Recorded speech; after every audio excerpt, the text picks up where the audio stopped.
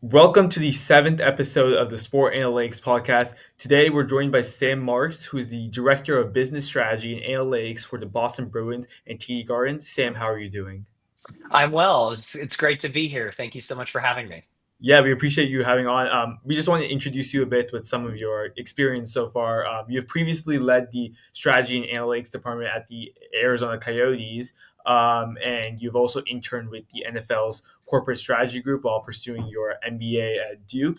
You also consult with Chicago Bulls as a graduate student, gaining exposure to diverse data challenges in the sports industry, from leveraging Monte Carlo simulations for ticket pricing to directing comprehensive data strategies. You've consistently used analytics to drive meaningful decisions. We're excited to learn more about your approach to leadership, collaboration, and strategic planning in the high stakes environment of professional sports. Once again, thank you for being here.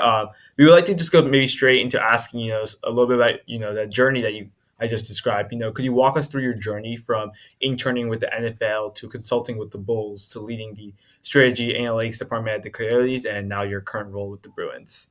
Yeah. Well, first of all, that was a lovely intro, and I hope I can live up to the very high praise you gave in those words. But yeah, I'll kind of give the 30,000 foot view, but of course, feel free to interrupt as you think it might be interesting to anyone who's listening. Went to Duke for undergrad and wasn't exactly sure what I wanted to do after graduation. And so did what a lot of people do if they don't know exactly where they want to go. I went into management consulting. So I spent 4 years with two different companies started doing work primarily on the financial services side, and then was doing some work in a media and entertainment vertical. Loved consulting, learned a ton, worked with some incredibly smart people, and I felt like my career really got a huge boost very early on from being put in the different and challenging situations that consulting put me in day to day, week to week, and project to project. Wanted to make a bit of a career pivot and wasn't exactly sure where or how to do that. And so did what a lot of people do when they want to make that pivot. And I went to grad school and got my MBA. And I actually was fortunate. I went back to Duke. They let me in again, and so got my MBA in Durham. And so had an opportunity to go back and go back to the same to go back to school and make an investment in myself. And while I was there, I discovered that I really wanted to be working in sports business. It was something that, certainly I'd grown up a consumer of live entertainment and watched a lot of sports, played some sports, but I never worked on the business side. And so had always sort of seen it as an aspirational thing, but not something that was really tactile until I got to grad school. And so when I was in grad school, I did everything I could to get exposure to different opportunities, both in those formal ones that you alluded to, but also just networking with as many people in the industry as I could, learning as much as I could about the professional world of live sports. And as you mentioned, I was very fortunate. I had two really formative experiences. I spent my summer in New York with the NFL and their corporate strategy and data analytics group, working on a lot of really cool projects. League level, there's a lot of things that corporate strategy can mean, and so I got to touch really a ton of pieces of that league's business. And then I also worked with the Chicago Bulls as a student consultant, working with some of their sales team to try to optimize that process, both from an outcome and personnel standpoint, but also from a data and understanding of how it is that we go from using information that we might have access to driving actionable insights. And so, really good experiences. Loved my time with both organizations. Got some good opportunities with a team and with a league, both of which were really prolific within their peers. And so decided it's what I wanted to do full time after graduation. And so I graduated. Interesting time, middle of COVID, May of 2020, and so. Did a couple of different things. I helped a classmate of mine from undergrad launch his very early stage startup, which was a ton of fun. Learned a lot. Worked for a media company, Gary Vee's media company in New York, trying to scale their talent representation business, for about a year. And then I joined the Arizona Coyotes in the summer of 2021, and built out a strategy and analytics team there. And so brought in some new talent and was very fortunate to be able to be part of a team that went through just some really, really interesting things. Obviously, we had a relocation to Tempe and played at Arizona State for a couple of years, and we're looking at some other potential projects that the franchise, was exploring at the time. And so, really, love my time in Arizona, personal level. Love the Southwest. Got used to the heat. Love the outdoors and the hiking and all the opportunities you get there. But then a little over a year ago, an opportunity opened up with the Boston Bruins and TD Garden. And, for personal and professional reasons, was interested in it. Being back on the East Coast and working for an original six team in the NHL was something that was appealing to me. And a team that also owned the venue they played in was something that I had not had an opportunity to do. And so joined the Bruins a little over a year ago and am now in my second season. It's been a wild ride. I've moved around quite a bit in my career, but very happy to be in Beantown and enjoying it, minus the cold weather so far. Yeah, that's a really comprehensive and interesting journey. So thank you for describing that.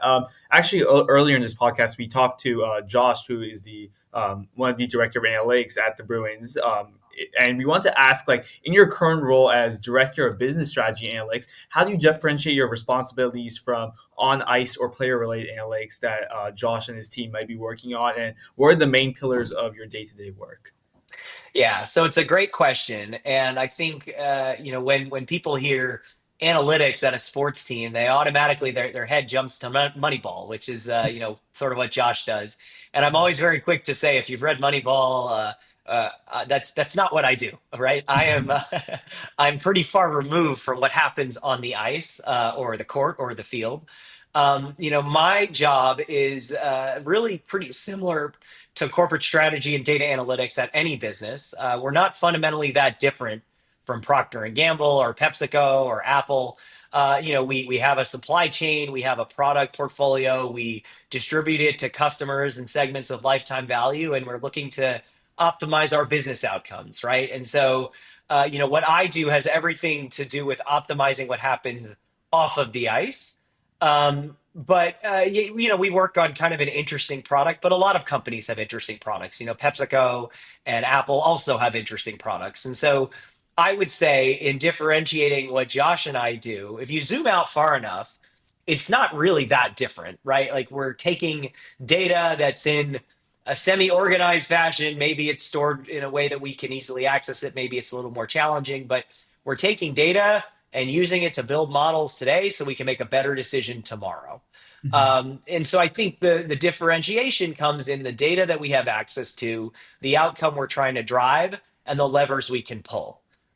So, I think what's really interesting is that I know very little about Josh's world, in that I've certainly learned a lot about hockey working for two NHL teams now, but it's not my area of expertise. Lies more on that business optimization side. That said, there's a lot of crossover in how we problem solve and how we think, and in how we try to use information to make better choices.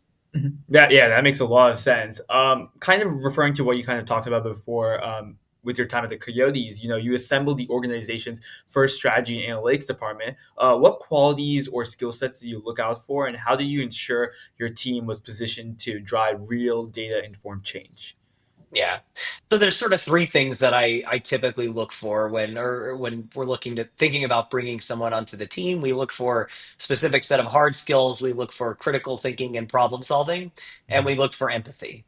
And the reasons for each of those, first of all, there, the specific hard skills that are important. And technology evolves and changes, so those skills may be different in 5 or 10 years, and they were different when I started. But Tableau, SQL, Python, Excel are some that we really look for from a technical standpoint. But even if you don't have those specific experience taking large sets of data and analyzing them, aggregating them, combining them, those are all things that we do. And so first we try to check the box. Can you do the job that we have today? I think the second thing we look for is that critical thinking, that problem solving piece, right? So, can you work through what I used to call the Google test, but now I'll call it the ChatGPT test, I guess. Can you get an open-ended question and make some progress towards an answer, recognizing that, sometimes you can't get to 100%. Can you get to 5%? Can you get to 10%, right?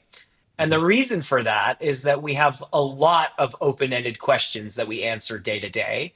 It's very rare that there's like a distinct yes, no, this is what this is the answer we're trying to seek. It's more, this is a situation we're in and we don't know exactly what to do about it, but let's come up with a recommendation or a few options and pros and cons. So we look for that comfort with ambiguity, that ability to think creatively and think critically and pressure test and try different things. And so that's kind of box two. And then empathy, I think, is something that I really focus on for a couple of reasons. Number one, I think it makes you a better teammate and a better colleague. And if you can put yourself in someone else's shoes or sit in someone else's chair metaphorically to understand the problem they're trying to solve and see how you can help. And then I think as we think about the external function we serve within the organization, we are often tasked with helping others, feel empowered to be more effective or make better decisions. And empathy is how you solve that, right? Really being able to say, this other person, what are their challenges? What's difficult about the solution that they currently have, and can I come up with a better one? Really requires that empathy muscle. And so the skills, the problem solving, and the ability to empathize with your colleagues is really what we look for when we're building a team. Yeah, those are some interesting points. I'm sure that's great advice to anyone looking to break into sports business analytics. Kind of related to fan engagement. Teams have access to endless data on ticket sales, social media, and fan interactions. Which metrics do you consider most critical to measuring and monetizing fan engagement, and how do you turn that data into actionable business insights? Yeah, well, it's an interesting question. And I would say the metrics that are important are the ones that are measurable and actionable, right? And so yeah, and you're right, we have access to a tremendous amount of information in terms of past behavior or modeling that we can do internally, and we have all that. And I think we look at, just like any other business, we have our standard set of financial and operational metrics that we track to see how we're doing. But taking a step back, I think, the specific KPIs change, right? Like the business has evolved, and the way that we approach challenges and problem solve uh, also evolves. But the metrics that we are looking for are ones that we can pull in, that we can quantifiably say, this is 2x this is, this is, 4x this is half this, and that we can action on. So it doesn't do us a lot of good if we pull in metrics where the result is, oh, well, that's kind of interesting, or, huh, I never knew that. We're really looking for things that allow us to drive decision making and make a different possible outcome through the information we gather today. Yeah, that's really interesting. And kind of, following up on that, you've implemented Monte Carlo simulations and dynamic pricing models for ticketing. Could you outline the fundamentals of these models and share how they've helped generate additional revenue or optimize price points? So what's really interesting about Monte Carlo simulations is that anyone can do them, right? Like I think it's got this kind of fancy name, and if you've taken statistics, we've all learned the Monte Carlo problem where you can switch the door or not. But Mhm. that actually overstates what I think we do when we do Monte Carlo simulations. When we do Monte Carlo simulations, it allows us to plan for uncertainty. And so, you can take, if I know my average ticket price is $50 and I on average sell 100 tickets, well, I could take that and say, okay, I will average $5,000 of revenue. But that really doesn't paint the full picture, right? What we're really trying to do is take the uncertainty in those two factors and combine them into a predictable range of outcomes that we can use to make a better decision. And so Monte Carlo simulations allow us to take those two, we might know that the average ticket price is exactly $50, or we might know it's $50, but it ranges from 30 to 60. And it's just distributed in a way that average comes out to 50. Monte Carlo simulations allow us to give probability driven outcomes and assign percent chances to different business results. And so instead of saying we think you're going to make $5,000, we can say we think you will make between $2,000 and $8,000 with a probability that it will be between $4,000 and $6,000, right? And I think being able to provide that additional color is what Monte Carlo simulations let us do. And so, yeah, I mean, for those who are less familiar, what a Monte Carlo simulation is you take one process, you assign uncertainty to each step of the process. And then you tell a computer, do this 10,000 times and tell me the range of results. And so, what that allows us to do is give a more complete answer when someone says, what do you think will happen? Instead of just saying, I think X will happen, you can say, this is the range of outcomes that I think will happen. And here's why that's helpful. Yeah, Monte Carlo is definitely a very powerful technique. I've seen it applied in many different ways, especially even with like the on ice and on field analytics aspect. Kind of relating to your shift between, as you moved from the Coyotes to the Bruins, moving from one organization to another, especially in pro sports, can involve significant cultural and operational shifts. How did you adapt your analytics approach and leadership style when transitioning between franchises? Yeah, it's a great question. I think the differences between my time in Arizona and my time in Boston, we do a lot of the same stuff, but I think the exogenous factors that we are working within are different. In Arizona, we were a growth market. So one of our big goals was growing the game of hockey and exposing more people to it. And how do we, leverage the fact that we're a professional sports team to grow our sport and grow our brand and reach new fans, what our CEO at the time liked to call fans in waiting. Those are people who are Coyotes fans. They just don't know it yet because they haven't been exposed to the sport or our product. In Boston, we're obviously very fortunate that hockey is we're always looking to grow the game of hockey, but we have more of a organic base sort of built in from 101 years of history, from the sport being a regionally very popular. And so I think the challenges are different, right? It's less how do we expose our brand and be in that like hockey stick curve of brand growth, and more how do we preserve our brand and use it to continue to deliver unforgettable experiences to our consumers. But how have I changed as a leader? I think, the good thing is, again, what I do is pretty far removed from what happens on the ice. And so I almost view my job as building effective hedges against inherent volatility in the business. So that when we're doing really well on the ice or we're really popular as a team, we're not just riding the wave, but we're using it to invest in ourselves in ideas and infrastructure and understanding of our business so that we're continuing to grow and harden ourselves against volatility. And when we're a smaller brand or we're not winning as much, we're still able to be successful as a brand and still serve unforgettable experiences to our consumers and serve products that are valuable to them. And so to me, again, if you're a hedge, you're really just trying to build structures that preserve in any sort of uncertainty situation. And so when I was in Arizona or I was in Boston, the environments are different, but the strategies that we employ are very similar.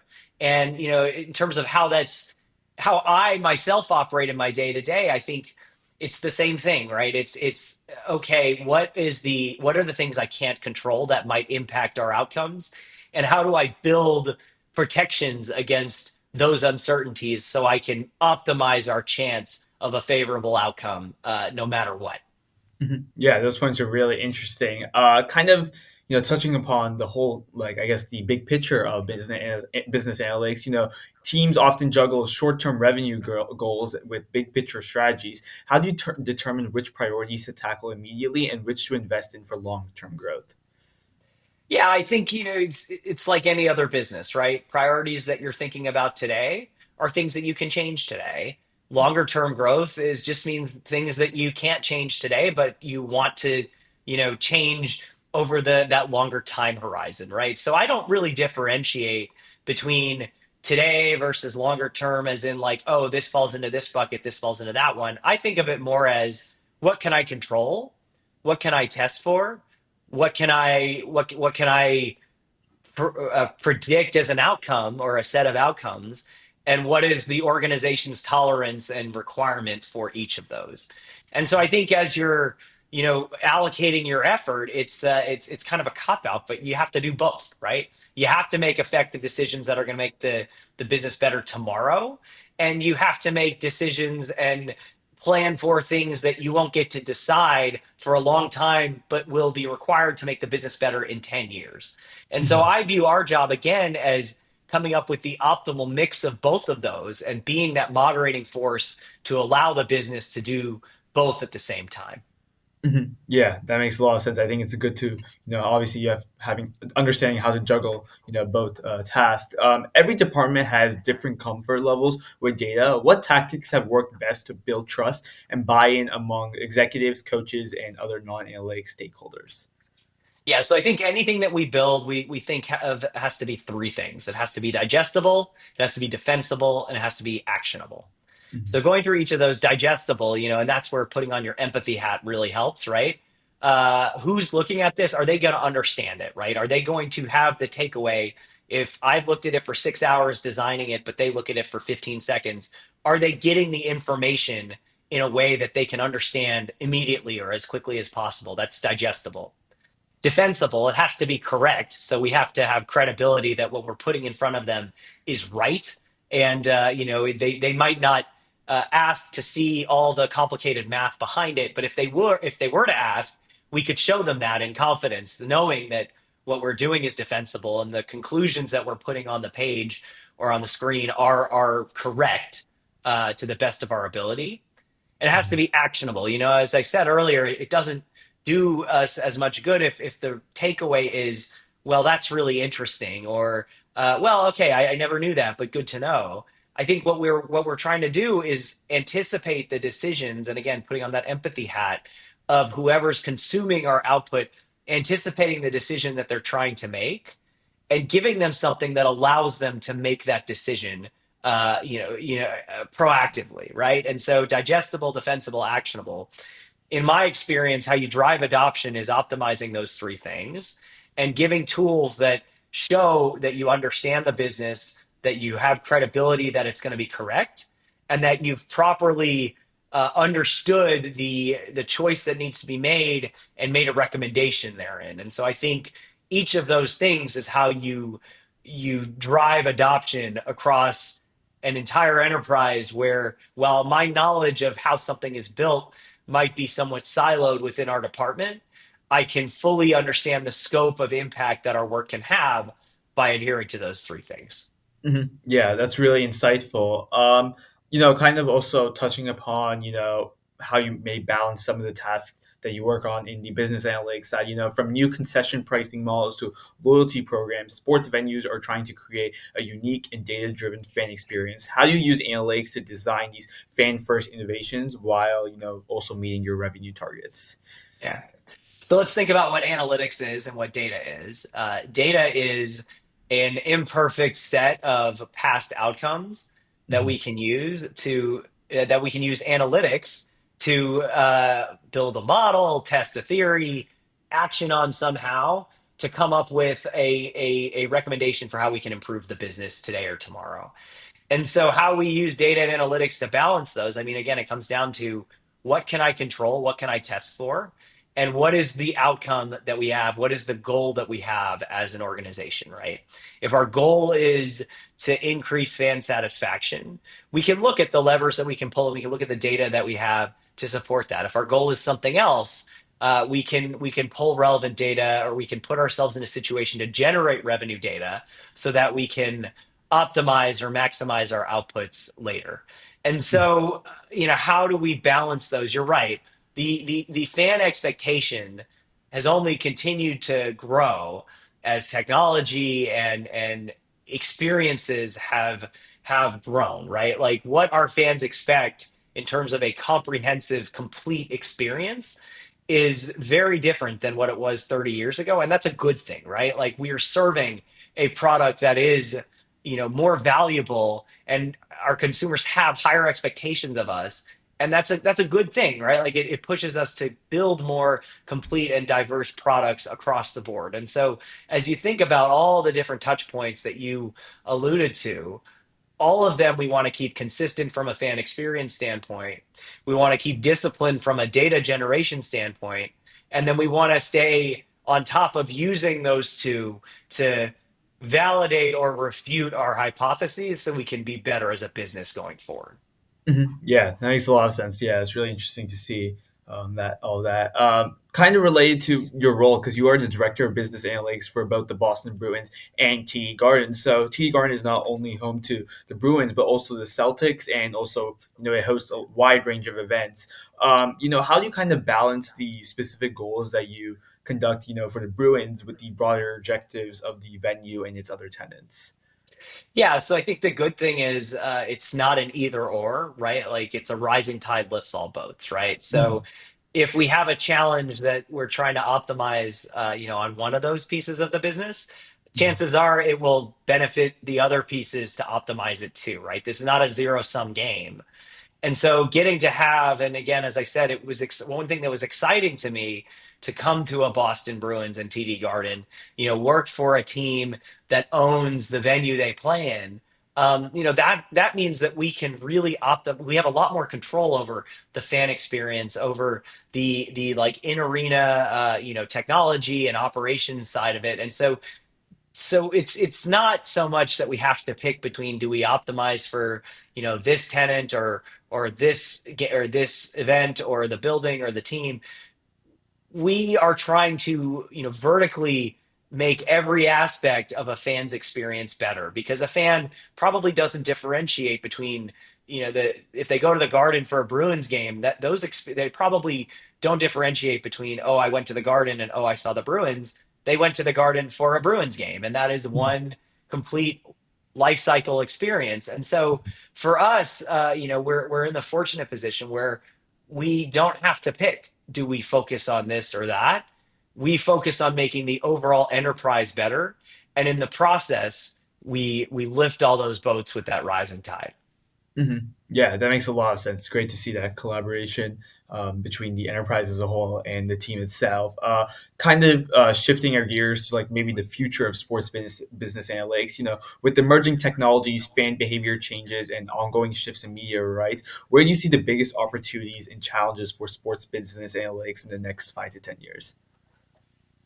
Well, I think that just it's such an exciting time in terms of the technology that's really exploded, that's scaled us and allowed us to take problem solving to a new level. I'm talking about, of course, AI, but I'm talking about the tangential things as well, right? Like, there are 30 years ago, storing information was a big challenge. 15 years ago, storing it wasn't a big challenge, but analyzing it was.